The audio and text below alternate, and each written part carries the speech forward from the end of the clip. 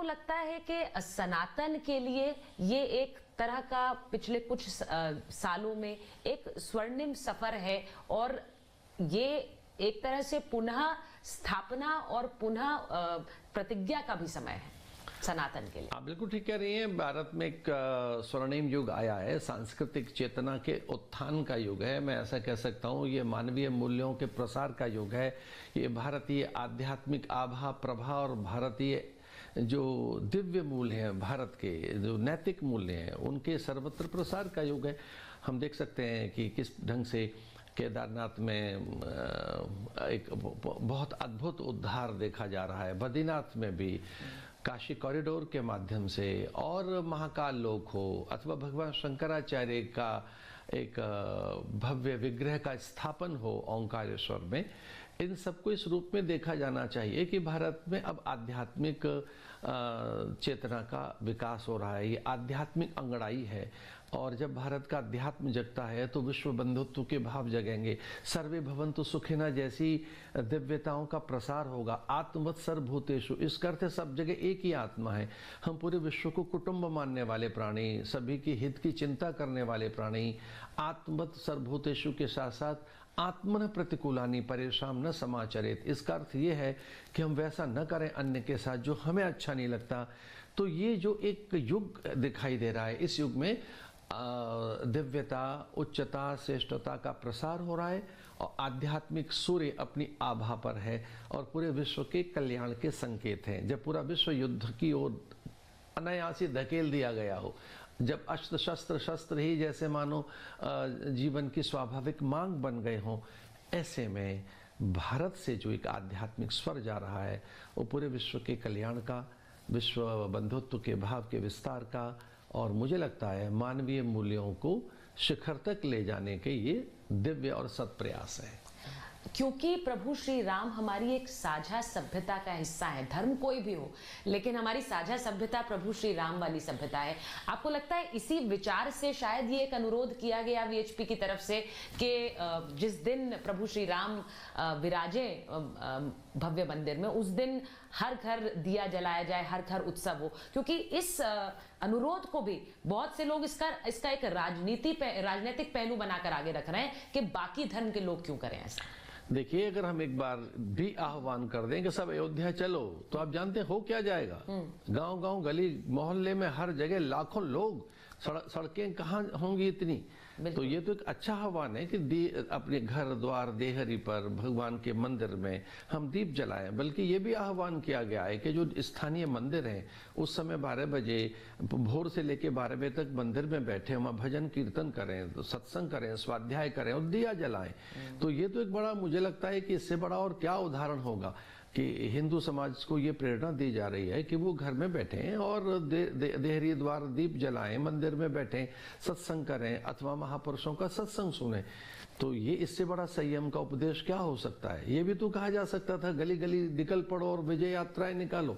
ये शब्द नहीं कहा जा रहा है, बल्कि दीपदान, और दीप हमारी सभ्यता का प्रतीक है, प्रकाश के हम उपासक हैं, हम उजालों के का अभिनंदन करने वाले प्राणी हैं। तो कितना बड़ा संदेश है ये हिंदू समाज के लिए कि दीप जलाएं और अंतर के प्रकाश के साथ एकाकार करें। अच्छा आचार्य जी, मैं एक चीज आपसे पूछूंगी।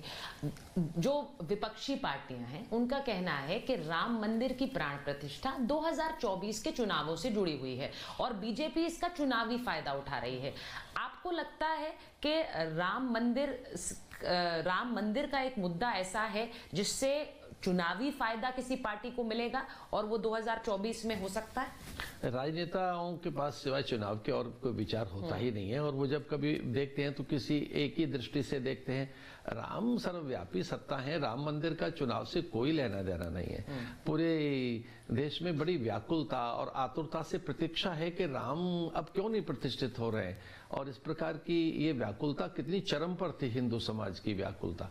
22 जनवरी को राम प्रतिष्ठित होकर सबके लिए सहज सुलभ होंगे, इसका चुनाव से कोई लेना देना नहीं है। लेकिन हाँ, ये सच है कि अब राममय है पूरा देश। कौन नहीं जानता है कि अब राम के विमुख होकर, राम से द्रोह करके, राम से दूर जाकर अथवा राम के लिए कोई अपवचन कहकर किसी का कल्याण होगा, ये अच्छी बात नहीं है। मुझे नहीं लगता कि रामद्रोह करके कोई बहुत आगे बढ़ सकता है। राम को शीश नवाएं, राम को शीश झुकाएं, और मैं आह्वान करता हूं कि राम मंदिर पहुंचे, अयोध्या प्रणाम करने, दर्शन करने, और कोई भूल भी हो गई है तो उसका प्रायश्चित करने के लिए। अच्छा, बहुत से ऐसे लोग हैं जो आम लोग हैं आचार्य जी, वो चाह रहे हैं कि वो राम मंदिर की प्राण प्रतिष्ठा देख पाए, राम मंदिर में जब रामलला विराजमान हो। लेकिन जब अखिलेश जी को न्योता मिला है तो वो कह रहे हैं कि मैं इन लोगों को नहीं जानता जो निमंत्रण देने आए, तो मैं निमंत्रण कैसे स्वीकार कर सकता हूँ। अब उनका सोचिए, जो भक्त चाह रहे हैं कि हमें मिल जाता, हम चले जाते 22 तारीख। मुझे लगता है कि सबको पहुंचना चाहिए, सभी को, विचारकों को, मनीषियों को, राजनेताओं को, आविष्कारकों को, चिकित्सक, शिक्षकों को, कृषक को, शिल्पकार को, वास्तुकार को। भाई मैं कहता हूं भारत के हर प्राणी को राम मंदिर जाना चाहिए। और कौन किस तरह के आमंत्रण की अपेक्षा कर रहा है, आमंत्रण की अपेक्षा न करें ना, भगवान के दर्शन की लालसा लेकर पहुंचे अयोध्या, और जब समय लगे तब पहुंचे, पर किसी आमंत्रण की अपेक्षा न की जाए। योगी आदित्यनाथ कहते हैं ये राष्ट्रीय मंदिर है और ये राष्ट्रीय पर्व है। देखिए, योगी जी तो एक प्रकार से एक ऐसे सत्पुरुष हैं जिनके आह्वान पर पूरा देश खड़ा होने को तैयार है। बात यह है कि राम में भी जो अक्षर है, रा और माँ, उनका पहला अक्षर है राष्ट्र और अंत का है माँ, मंगल, राष्ट्रस्य मंगल, जिससे राष्ट्र का मंगल हो वही तो राम है। और राष्ट्र हमारा देवता है, राष्ट्र धर्म हमारा पहला धर्म है। तो राष्ट्र धर्म के निर्वहन के लिए जो त्याग करता है, 14 वर्षों का वनवास भोगता है, जो राष्ट्र मंगल के लिए, राष्ट्र के कल्याण के लिए कितनी ही कठिनाइयां झेलता है, ऐसे राम का मंदिर निसंदेह राष्ट्र के मंगल के लिए, और वो राष्ट्रीय पर्व है, राष्ट्रोत्सव है, राष्ट्रोत्थान के लिए है। अगर योगी जी ऐसा कह रहे हैं तो मैं उनके विचार से सहमत हूं, और मैं उनका समर्थन करता हूं कि राम मंदिर माने राष्ट्र मंगल के लिए राष्ट्रीय पर्व है, राष्ट्र की चेतना में लोकोद्धार की भावना का ये पर्व है, राम मंदिर की स्थापना का पर्व। बहुत बहुत शुभकामनाएं। आचार्य जी, मुझे लगता है प्रभु श्री राम मंगल करने वाले हैं, अमंगल को हराने वाले हैं।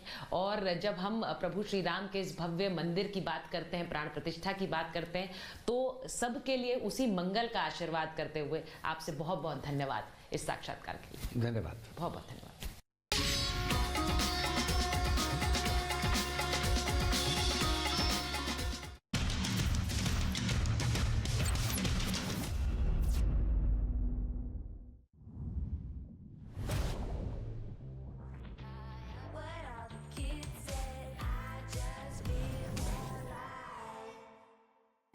बार बार है कि हम राम मंदिर के लिए कानूनी लड़ाई लड़ते रहे और फिर हमें विजय मिली।